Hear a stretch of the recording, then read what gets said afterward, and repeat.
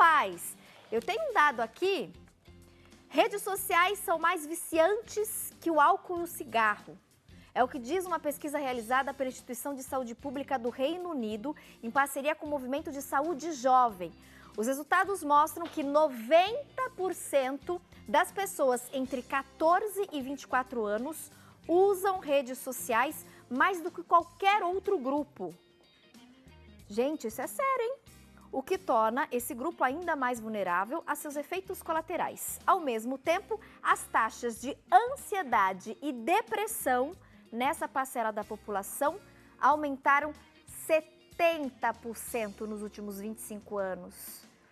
Lembra que a gente comentou aqui com um psiquiatra que no ranking, no mundo inteiro, o Brasil ocupa o primeiro lugar no país cuja população é a mais estressada, a mais ansiosa.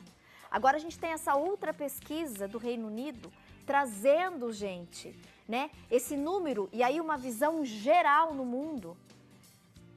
Nos últimos 25 anos, 70% de aumento no número de ansiosos, no número de casos de depressão, e isso está relacionado, infelizmente, ao excesso do uso, viu, gente, das redes sociais. A gente está recebendo aqui no nosso programa psicóloga. Tudo bom, meu amor? Seja bem-vinda. Agradecendo aí a presença hoje da Camila Olmos. Tudo bem? Acertei a pronúncia? Sim. Seja bem-vinda, viu, Obrigada. Camila? A depressão, a ansiedade, isso tem um impacto muito grande, né, na vida profissional daquela pessoa, dentro do ambiente familiar, porque quando a gente tem uma pessoa extremamente ansiosa ou já com algum grau de depressão, todas aquelas pessoas que estão próximas acabam se envolvendo e, de alguma maneira, também sofrendo com aquele problema, né, Camila? Com certeza. Uma questão que eu acho que é assim, muito importante, que as pessoas têm me perguntado, é o quanto que a depressão, né, tem realmente afetado, as redes sociais têm afetado os impactos de depressão e com a incidência, né, da relação de pessoas deprimidas por conta das redes sociais, né?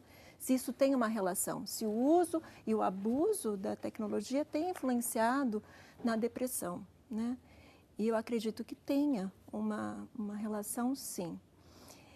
Por quê? Porque quando uma pessoa está nos perfis sociais, né, ela visita vários perfis. E o que acontece nas redes sociais? As pessoas postam uma vitrine, né? Quando você vai comprar uma vida perfeita. Uma vida perfeita, Quando você vai numa loja e vê um produto numa vitrine, que tem nesse produto? Talvez seja o melhor produto daquela loja, um dos melhores produtos daquela loja, né? Então, nas redes sociais, todos são bonitos, todos são felizes, todos são bem-sucedidos, viajados, né? Estão fazendo coisas interessantes, né? E as pessoas vão acreditando que a vida do outro é melhor, porque o ser humano é um ser de comparação. Aí ele começa a se comparar com a vida do outro. O quanto a vida do outro é melhor que a minha. E ele não consegue perceber que na vida do outro também existem os problemas, as dificuldades, né? Não, porque o próprio dono do perfil faz um filtro do que postar, né? Essas Só posta a parte boa. Exatamente, né? Esse filtro do suprassumo, do melhor de si. Né? Então, ninguém é tão feliz assim, ninguém é tão realizado assim, ninguém é tão bem-sucedido assim o tempo todo, né? Nós somos seres que temos tristezas, momentos difíceis, né? Só que isso não aparece ali. E principalmente uma classe de pessoas que tem sido consideravelmente afetada por isso são os jovens. Por quê? Porque o adolescente, ele cai facilmente nessa armadilha de que o outro tem uma vida mais feliz. Né? O jovem tem todo um sistema nervoso central ainda em desenvolvimento, então ele tem uma crença muito maior do que nós adultos, né? E aí os índices de depressão têm aumentado, né? De insatisfação consigo próprio. A própria questão da maturidade, claro que a gente tem um número muito grande, né, de adultos com depressão, com problemas de ansiedade, mas até comentei aqui outras vezes no programa, já postei inclusive sobre isso. O fato da gente amadurecer é uma delícia, né? E a gente começa a selecionar, a gente começa a ter uma visão mais criteriosa de algumas coisas, a gente começa a perceber algumas coisas. E o jovem, por aquela fase, inclusive de muito entusiasmo, né, a gente percebe esse número de jovens ansiosos, jovens com depressão crescendo muito. E os especialistas têm feito um alerta muito importante nesse sentido, né? A relação desse aumento com o excesso também das redes sociais, do computador.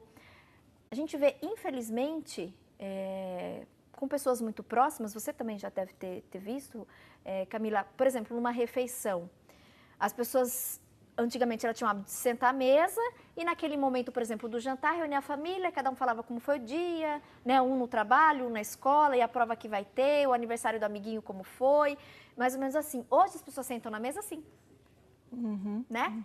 É o celular e você nem vê o que você está comendo, você não tem nem ideia de quantas mastigações mordidas você deu, porque é tudo tão automático. A gente vê, inclusive, casos, nós noticiamos aqui há algum tempo, vocês lembram disso? Acidentes que aconteceram por pessoas estarem ali no celular, gente, atropelamentos, né? Pessoas que tinham em barranco, estavam no celular e deu 2 passos para trás, caiu no barranco, né? Procurando a melhor selfie. Isso não é exagero, isso foi noticiado, ganhou muita repercussão. Então, assim, a gente tem que tomar muito cuidado, porque, principalmente os adultos, são os grandes exemplos das crianças, né? E o número de jovens hoje é muito grande.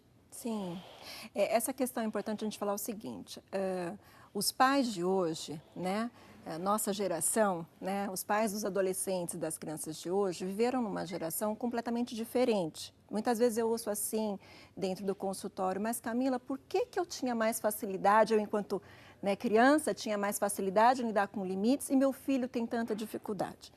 A Carolina De Filippi é uma advogada, ela trabalha muito essa questão, né, de problemas nas redes sociais e na internet, e ela criou 2 termos interessantíssimos. Ela fala o quê? Que os adultos, né, os pais de hoje, nós somos o quê? Nós somos imigrantes digitais. E que a criança e o adolescente são nativos digitais. Eles nasceram nessa época. Eles nasceram nessa época. E o que acontece? A gente pode fazer até uma revisão histórica, eu e você podemos colocar isso. Quando a gente tinha que fazer uma pesquisa, o que nós fazíamos? Nós íamos até a biblioteca da escola, pegávamos a Barça, né? Trazíamos a Barça, né? Copiávamos, esperávamos, né? E levávamos de volta. Todo um cuidado com o dia de devolução, né? Em cuidar daquele material, isso é limite. Hoje, o que o jovem faz? Ele dá um clique no Google, ele tem toda a pesquisa pronta, um Ctrl+C, Ctrl+V, acabou. Os resumos, né, que a gente tinha que resumos, fazer, era preciso ler vários livros. Isso. E aí a gente tinha que fazer o resumo. Hoje você clica lá, tem um resumo pronto na internet. Pronto. O aluno imprime e leva. E muitas vezes ele não se apropria, né, e assimila aquele conhecimento. Você queria tirar uma foto, você tinha que comprar um filme, e aí você tinha um limite de 12, 24 ou 36 fotos. Né? E pagava por isso. Se essa foto saía ruim, você não rasgava, você ficava com o que era ruim. Né? Hoje, as máquinas digitais estão soltas, os celulares, isso é ilimitado. Então, ele aprende a viver com a falta de limite. Né? Você queria fazer uma ligação, você pegava, comprava uma ficha, né? Que durava 3 minutos e ia no orelhão. Acabou. Né? Hoje, ele tem acesso ao celular e muitas vezes é falha ilimitado. Né? A propaganda está em cima do ilimitado. Os pacotes são vendidos, né? Isso. Você paga X de internet e você fala ilimitado. Isso, né? Daí a gente ia fazer, por exemplo, os meninos iam brincar num videogame, né? Que temos os meninos por aqui. Eram 2 videogames e tinham 3, 4 fitas. Hoje eles têm acesso aos jogos digitais, a hora que ele quiser, como ele quiser, quando ele quiser. E diante dessa situação, o que fazer?